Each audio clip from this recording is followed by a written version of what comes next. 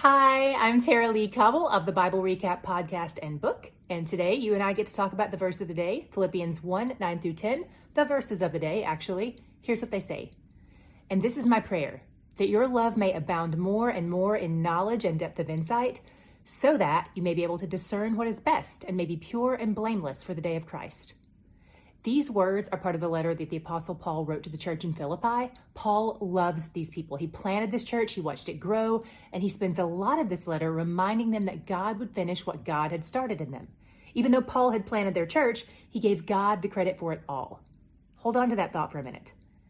In this short book to the Philippians, in this short letter, Paul addresses not only their hearts, but their minds and their souls as well. This prayer he prays in these two verses, it's all encompassing. Like it serves as a reminder that no area of our lives is untouched by our relationship with God.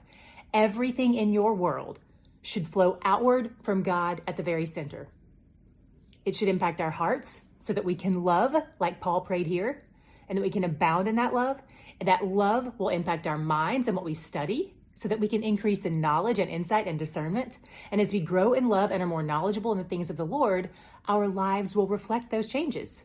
We will grow toward being people of purity and blamelessness of Christ, being conformed to his image more and more.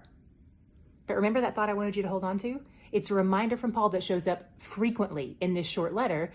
Just 3 verses before these verses that we read today, Paul said, he who began a good work in you will carry it on to completion until the day of Christ Jesus. God began it, God is carrying it on, and God will complete it. In other words, he does the doing. You and I can't purify ourselves. We can't make ourselves blameless. And this may sound like bad news, but it's actually good news. It's the gospel. You and I are afforded this incredible gift. Jesus not only paid for our sin debt with his death, but he also paid for our righteousness with his life. He lived the perfect, pure, sinless, blameless life, and then he granted us his righteousness, assigned it to our account.